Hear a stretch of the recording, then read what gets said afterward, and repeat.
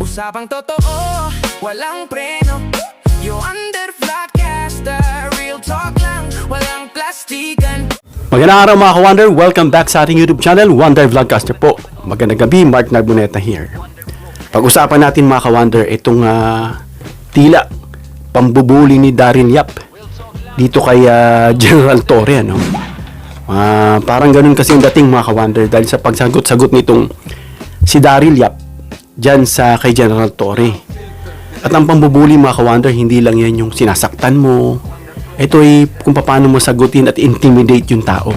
Iyan po isang uri din ng pambubuli. Kaya mga ka-Wonder, pag-usapan natin itong post ni General Torre, no? Na sagot niya dito kay Daryl Yap. Yan. Lumaki kasi na lumaking issue at pabalang at medyo, hindi lang medyo, talagang alam naman natin kung paano sumagot itong Daryl Yap na to, no?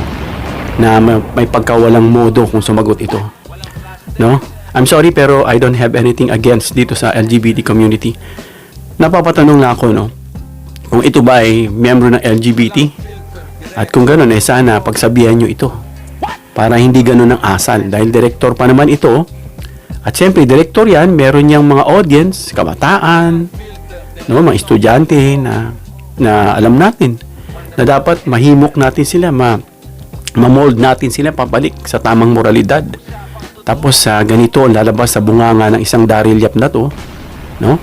Nag-umpisa kasi yung mga ka-Wonder dito sa issue, no, dito sa pagtatalo. Pero bago yan mga ka-Wonder, no, please don't forget to subscribe to our YouTube channel, Wonder Vlogcaster. 100% libre po ang pag-subscribe. Click nyo po yung subscribe button, lalabas yung bell icon, piliin nyo yung all. Marami pong salamat. So yung pagtatalo na yan mga ka-Wonder, nitong si MMDA General Manager Nicolas Torre III at itong direktor, no, na si Daryl Yap. Nag-ugat yan mga ka-Wonder, no. Binabasa ko dito sa ating guide, no, para meron tayong reference. Nag-start yan mga ka-Wonder dito sa pahayag ni PCO, si Auntie Claire Castro, no? Press Officer, PCO Undersecretary Claire Castro tungkol sa ilang guro. Nagkaroon kasi mga ka-Wonder ng remarks itong si Auntie Claire o itong si PCO Claire Castro, no? At binatikos yan at minura itong si Yap. Ganyan yung mga style, ano? Para ma-express nila, titignan mo kung sumagot ito, kung professional bang itong taong ito, no? Puro muray na sa bunganga, no? So binatikos at minura ni Yap sa social media, no? Kaya ipinagtanggol ni Torre etong si Castro at sabihan si Yap na magkaroon muna ng comprehension, no? Kumbaga naintindihan mo bago ka mag-react, dapat nabasa mo kung tungkol saan yung pagkakaintindi ang tinatanong dito ni General Torre. So lumalayan, ano, na maangang salita at minura niya naman ngayon itong si Torre at itong si Claire Castro. Comprehension. PI, ano yun? PI, may ginamit siya, no? Parang both ba? But anyway, makikita natin mamaya. So yan yung pag-uusapan natin mga ka-Wonder, no? Na alam natin itong, sabi nga ni Claire Castro, na may ilang guro umano na nagtuturo sa mga estudyante na maging walang modo, no? I think may mga ganun. Kasi when I was in college, no, nag-aaral ako noon, medical course, merong professor dyan na nangaharas. Siguro kung mapanood doon ng ibang classmate namin, makikita doon na ito'y nangaharas yung professor. In other words, sinaharas niya ako. Bakla to. So, sa elevator, inaharas niya ako, dinidikit niya yung kung ano-ano niya, hanggang doon sa classroom. Nung hindi ako nagre-respond, hindi ko siya iniintindi. Yun, parang inaano niya ako. Inaharas niya ako, in a way naman na pambubuli type. So, ang ginawa ko sa kanya, di-report ko siya. Hindi naman natin kasi pwede sapakin to eh. Sapakin mo yan, di ikaw pa may kasalanan. Kung pwede lang, di sinapak ko na yun. Hindi pwede. So, nireport ko siya. No, sabi nga nung dean, gusto mo Mark, patanggalin natin ang lisensya. So, ayaw ko naman palakihin sa simpleng ganun lang. Kaya talagang iniiwasan ko siya at pinakita ko na hindi ko gusto yung ginagawa niya. So, ganun ano. So, ito nga, nung nasabi ni Attorney Claire yun, reaksyon naman ni Daryl dito, tinulig siya at minura. Ito ngang si Claire Castro. Hanggang sa nagpalitan ng salita, ito na, sumagot na si Torre. Sinabi niya, no? Sinagot ni Torre yung galit na mura ni Yap. Anong comprehension? Nanyo, together pa lang ginamit niya. Kasi ito yung pinakita niyang post. May post dito na kaya pala together. Dahil yun dun sa dalawa. Ito po. So yan, si Daryl Yap, minura niya. Itong si Torre at saka si Claire Castro. Mga professionals yan, ha? Pero, of course, hindi naman nagmura itong si Attorney Claire at saka itong si General Torre. Bagamat tinatanong lang siya. May post, ito po yung post, mula kay General Torre. Doon sa kanyang Facebook mismo. Ito. Yan po yung post ni General Torre. Yan.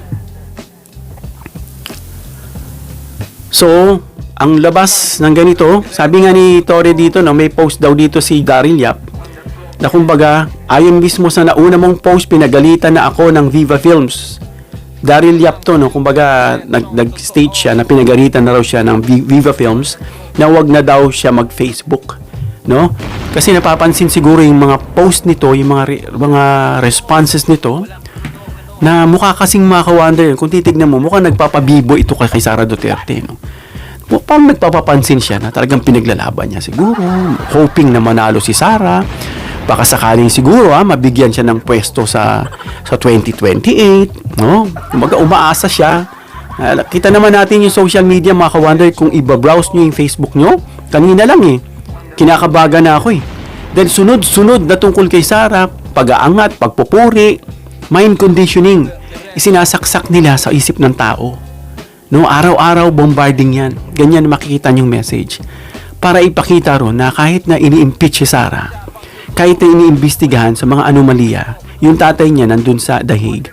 Etong si Pulong iimbestigahan din sa kanyang flood control na bumabaha dyan sa Davao. Pinaglalaban siya ng mga trolls niya. No? Yung kanyang troll farm na discover nga dyan. Na araw-araw magpo-post itong mga ito para i-condition yung isip ng tao na mali o masama yung administrasyon sa kanilang ginagawa dito kay Sara. So, ito, ang pangit dyan, mga ka-wonder. Itong sagot ni Yap, na ninyo together. Na talagang, kung hindi niya masawata o maharap si General Torre sa isang diskusyon na pagpapaliwanag, doon nga sa comprehension, hindi niya maintindihan Comprehension ninyo. Nauwi sa ad hominem, mga ka-wonder. No? Personala ng sagot niya. Ngayon, syempre, magulang nitong si Yap, if I'm not mistaken, mga guro. Kaya siguro nag-react siya doon kay Attorney Claire. No, na kasi nga may mga teacher daw umano na nagtuturo ng kawalang modo sa kanilang mga estudyante, which is, I think, true. Kasi, way back, nakikita natin na kagaya nitong isang professor, nakikita ko, lasing lagi. No, lasing. Tapos nakikita doon. Hindi ko na-elaborate. Nagbibigay lang ako ng background. Hindi ko na sabihin kung sino yun. Nakakaalam niyan yung mga kabatch ko rin, No, na laging lasing. Tinatawag nilang talamak yung professor. Lasing na raw. Minsan, sa sobrang kalasingan, nandoon na sa pilapil, sa palayan. Tapos kung ano mga kagaguhan ng ginagawa na itinuturo sa estudyante. So, maaring totoo, no? At nag-react naman itong si Yap dahil nga yung kanyang magulang teacher. I think hindi siya nag-react dahil sa magulang niya, yung teacher magulang niya. At kung hindi naman nagtuturo ng kabalbalan yung magulang niya, bakit siya mag-react? Ang point lang doon, mga kawanda, I think itong taong ito is may personal na galit diyan kay Attorney Claire. At dito kay General Torre kasi nga nasa administration itong mga to Ang point natin dito, mga kawanda, mga professional ito, may mga dala itong mga entourage, mga followers, lalo na itong si Yap na isang direktor, mga artistang bata dyan, mga kung sino-sinong followers niya. Tapos ganito ito mag-behave. So yung unbecoming nitong taong ito, hindi magandang ehemplo sa mga kabataan. Diba? Nang bubuli ka, binubuli mo pa si General Torre pa. Hello? Sanay na sanay si General Torre dyan dahil more than 30 years na naging pulis yan. Bago yan naging 4-star General Chief PNP. Tapos, ikaw bubulihin mo? Ha? Eh ikaw, na nagpupumilit lang nagpupumilit ka maging isang babae. Nagpupumilit ka, tapos bubulihin mo si General Torre. Hello? Can you do that in front of General Torre? Can you say that remarks, yung mga obvious words na yan, na mga pangmumura na yan, right in front of General Torre? I dare you. I challenge you. Daryl Yap, no? Para matigil yung pagbibibo mo. Dapat dito, talagang dinidirekta, talagang binabara eh. Kasi masyado ng pabibo ito, mga ka-wonder. Sa lahat ng mga postings nito, talagang kala mo, he has the leverage, he has all the power para pakinggan. No? Ang masama doon, mga ka-wonder, yung lumalabas sa mga post niya. Kahit nasabi mong post yan, mga words yun eh. Insulting, pagmumura, pangiinsulto, professional yan diba? Kaya yung mga nakaka-apekto rito sa social media, yung mga nakakakita, no, yung mga nakakapanood. Naalala niyo yung estudyanteng namaril? Yun ay dahil dun sa game. Naka-influence sa kanila. What if there are kids, there are yappies, no, yung mga young professionals na ina-idolize itong siyap at ganito yung pag-uugali nito. And of course, anong mangyari? It could influence itong mga sinasabing followers niya na kapag hindi niya makuha sa argumentong matino, dadaanin niya sa ad hominem. Yan, no? Diba? Anong comprehension? Ninyo together. Minura niya yung dalawa. But the question is, can he say that in front or in the face of General Torre? Let's say. Diba? Baka masampal siya ni General Torre. Hindi mo, diba? Sabi rito, nasa admin to eh. Ano pa aasahan sa mga DDS? Yan. Ano pa aasahan sa mga DDS? Ayan. Binanatan siya ngayon. DDS kasi ito eh. Si Daryl Yap eh. No? Sabi nung isang kilala natin, Daryl, haha. Mo. Bawi-bawi lang. Ungas. Sabi sa kanya. No? At ito pa. May pinagmanahan yan. At ito naman, sagot naman itong isang DDS na to, lagi ko nakikita ito eh. Sa social media, binanatan niya. Itong isa, kilala ko rin to. Itong mga DDS to. Yung tinatanggol nila, itong si Daryl Yap. Well, anyway, nakita niyo naman yung ugali. No? Na dapat filter yan sa social media. Yung mga ganyang pabalang na sagot nitong si Daryl Yap. Sinagot ni Yap si Torre, ng galit, mura. Anong comprehension? PI nyo together? No? At tinigunan naman to ni Torre sa pamamagitan ng pagpuna sa kultura ng pambabastos at bullying online. In other words, itong sagot niya ad hominem, personalan, pambabastos at pambubuli. Then again, hindi lang po yung pambubuli na nakikita niya sa movie. Nananakit, nanununtok, pinapakain yung basura, pinapadila. Hindi. Yung mga ganitong pananalita na hinahamak mo yung tao, yung sinasabihan mo, pambubuli yan. Kaya encourage natin ating sarili.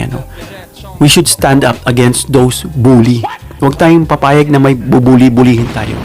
Ako nga kahit sa organization, pansin ko bubulihin niya ako, sasagutin ko siya. No, hindi ako papayag ng ganun. Nabubulihin mo ako, ba't sino ka ba? No? Tapos, intimidate your face. No? Hindi tayo papayag ng ganyan. No? Kahit siguro salitaan lang. Kaya akala kasi minsan, ang pangit, minsan pag sobrang bait, kagaya natin, malumanay tayong sumagot, babait tayo, magalang tayo. Minsan, nami-misinterpret yan sa weakness. No, at bigla silang magugulat, hindi pala ganun tong taong to. Sabi nga, di ba, may kasabihan, my attitude or my behavior depends dun sa kaharap mo. Di ba? Mabait ka, mabait. Pag bastos ka, mag-ingat ka kasi bastos ka Na, di ba? I will just give you your own dose of medicine.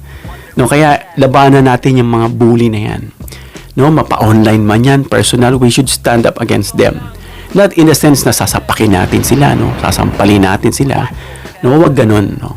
Except, of course, pag nandun ka na sa part na sinaktan ka na, you have to defend yourself. Just make sure, no, na talagang nandun ka sa side na very defensive ka, na hindi ikaw yung babaliktarin. Maging mautak din tayo kasi mga ka-wonder, yung mga ganyang masasama, yung mga ganyang bully, sana yan, no? alam nila kung paano baligtarin minsan yung sitwasyon. Pero right then again, balik tayo rito, isang general, bubulihin mo, Daryl Yap. Are you out of your mind? Perhaps you are barking on the wrong tree. No? You are biting more than you can chew. It's General Torre, ha? Ikaw, Daryl Yap, it's General Torre. Let's see. Oh, what's your reaction? What's gonna be your behavior? What's gonna be your attitude if you stand right across the face of General Torre? Can you still say that in front of him? Let's see. I challenge you, Daryl Yap. Sabihin mo yan sa harap ni General Torre. Hindi yung dinadaan mo sa Facebook. Nakakita na tayo ng ganyan. Ang daming tapang sa Facebook, sa Messenger. Pagdating sa harap, nakayuko. Bahagang buntot. Dahil bakit? Alam niya, personal na yun eh. Hindi na yan social media lang. That person is just a few inches or let's say a few meters away from you. Na baka mamaya hindi mo kilala yung tao, maubusan ng pasensya. 'Di ba? Kaya ilagay natin yung ating ugali, lalo na kung influencer tayo.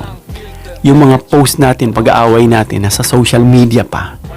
Ayusin natin yung ating post kasi may mga nakakapanood, nakakakita, na nakakapansin ng ugali natin. Kaya nga sinasabi, ayaw nga nitong isang journalist na tawagin siyang influencer, no? Pero whether you like it or not, yung lahat ng lumalabas sa bibig mo, pinoproject mo, no? Yung sinasabi natin minsan gagawa tayo ng ating Facebook account, yung sinasabi mong bago mong persona, which is hindi ikaw, no? Nagagaya ng tao, magandang persona I'm talking about. Kahit pangit, minsan na-idolize ka ng mga gustong ganun. So kailangan maging maingat tayo sa ating mga pinopost, sa sinasabi, sa ating social media. Lalo na kung ikaw ay isang content creator. Hanggang dito lang tayo mga ka-wonder. Comment down below your opinion para mabasa at mareaksyonan. Please give me a thumbs up if you like this video para ma-share ni YouTube sa iba pang viewers. Please share this video kung paano nag-respond o sumagot si General Torre sa pambubuli nitong si Daryl Yap. And please subscribe, hit the notification bell icon and choose all bilang suporta sa aming mga content creators. Hanggang sa muli mga ka-wonder. God bless.